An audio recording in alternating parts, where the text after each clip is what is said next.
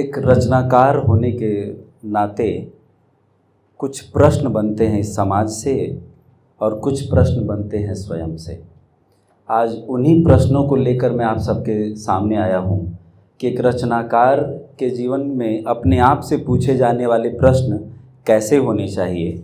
और ये जो मेरे 3 प्रश्न हैं वो 3 दृश्यों पर आधारित हैं जो कविता के रूप में लिखे गए हैं। और ये तीनों दृश्य एक कैफ़े में बैठकर मैंने 3 किरदारों को देखा था, उसी से ये उपजे हुए हैं।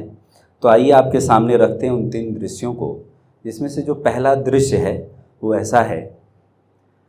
उसका पापा डिलीवरी बॉय है। उसका पापा डिलीवरी बॉय है ज़ोमैटो में। उसका पापा, उसके पापा क्यों नहीं? कितना दुगला है समाज अपना। संज्ञा में तो मैं भेद समझ भी लेता हूँ, पर उसके और उसका नामक सर्वनाम में भी भेद क्यों? उसका पापा सांवला है, धसी हुई आँखों वाला है, थक कर घर आता है जब तो सबको गाली देने वाला है। क्या कहा? गाली? क्या उसका पापा गरीब है तो सबको गाली देता होगा? क्या गरीबी का मतलब सिर्फ गाली और तिरस्कार है? कैसे लेखक हो बे तुम, लिखने में भी भेद करते हो, आंसुओं को पैसों के पालने में कैद करते हो। पहला दृश्य।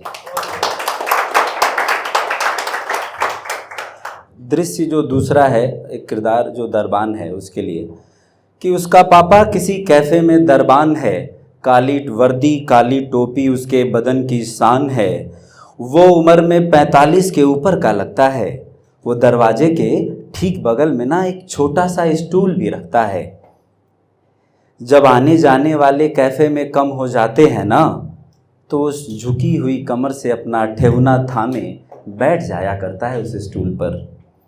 उसका पापा ना जेब में नीले ढक्कन वाली रेनॉल्ट की पेन रखता है। क्या कहा? कलम रखता है। कलम रखता है और दरबान है। अबे यार, तू जाकर चेक कर ले, शर्त लगा के, गिरा मिला होगा तो रख लिया होगा उठा के। अबे कैसे लेखक हो तुम? गरीब की कलम तुम्हें उठाई लगती है, जैसे गरीब की लुगाई गांव भर की भौजाई लगती है। ये दृश्य 2 था। अब तीसरे दृश्य पे चलते हैं और सबसे शायद आप जुड़ भी पाएंगे। आप सब भी इस किरदार के साथ शामिल होंगे। कोई उसे ओए, हे, इधर, हेलो कहकर बुलाता है। काउंटर वाला राकेश है ना, उसे सलोनी कह के पुकारता है। वो कच्ची सी उम्र में ना नौकरी करती है। आजकल तो फैशन है, कोई भी उसको छेड़ जाता है। शरीर से थकी हुई पर चाल में बड़ी तेज लगती है। मुस्कुरा के बुलाओ ना तो एकदम खिल उठती है। अरे जिस उम्र में हम सब इश्क लड़ा रहे हैं, वो जिंदगी की धूप में खुद को तपा रही है। वो लड़की जिसे टैक्सी में रगड़े जाने का भी मलाल नहीं, 17-18 बरस की उम्र में अपनी सांसें कमा रही है। आज कैफ़े से निकलते हुए देखा तो सूनी गली के कोने पर अकेले खड़े चेहरा छुपा रही है। शायद किसी के साथ आज की रात जाएगी। अबे भाई, ये तो आज मोटा पैसा कमाएगी। अरे जरा पूछ तो कितना लेती होगी वो रात का। बोल रही थी तेरी भौजाई आज मायके जाएगी। अबे सच में कितने नीच लेखक हो तुम। कविताओं में तो स्त्रियों को आंचल ओढ़ाते हो और सड़क पे उसी की आबरू लुटाते हो।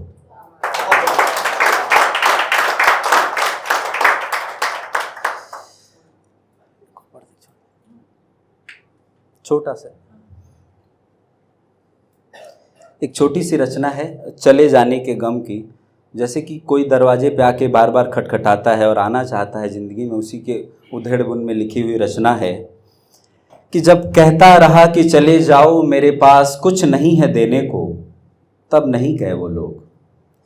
बताता रहा कि निपट अकेला हूँ ज़िंदगी में और जानता हूँ कि मुझे हासिल कुछ भी नहीं, तब भी नहीं गए वो लोग। अपनी कमियां, अपने किस्से, अपने संघर्षों की दुहाई मांगी, यार तब भी नहीं गए वो लोग।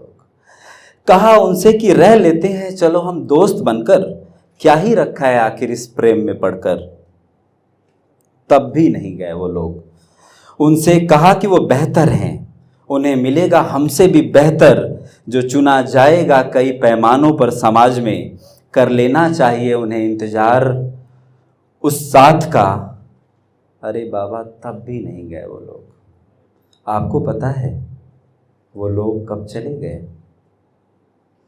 वो चुपचाप एक रात अंधेरे में चले गए। मेरे जागने का, उनकी राह तकने का, पलटकर उनके वापस देखने का अवसर दिए बिना चले गए वो लोग। नहीं दिया मुझे एक भी मौका कि लिपट सकूं, रो सकूं, इतना तो जान सकूं कि क्यों आखिर उन्हें मेरी ज़िंदगी से क्यों जाना है। और उनके जाने का या किसी के भी जाने का इस बार क्या बहाना है। एक दिन ऐसे ही चले गए वो लोग जैसे बुद्ध चले गए थे दबे पांव। बुद्ध गए, उनका जाना नहीं खला होगा यशोधरा को, क्योंकि बुद्ध लोगों को वापस ले आए थे युद्ध से। कितने ही लोग कलिंग का रण छोड़े, कितने चक्रवर्ती बने अशोक, कितनी राजकुमारियां संगमित्रा बनी, कितने राजकुमार बने अशोक, और विश्व को शांति का रास्ता पथ दिखलाए। बुद्ध गए, युद्ध गया, बुद्ध गए, युद्ध गया, पर ये लोग प्रेम से नहीं गए। ये लोग किसी और के प्रेम में पड़कर इस प्रेम से चले गए। हमारा क्या है, कभी यशोधरा चली गई, आज हम चले गए। इन लोगों का ऐसे जाना यार खलता है। शाम को ना मेरे घर भी एक दिया जलता है। हम तो बस युद्ध कर रहे हैं अपने अंदर के उस बुद्ध से।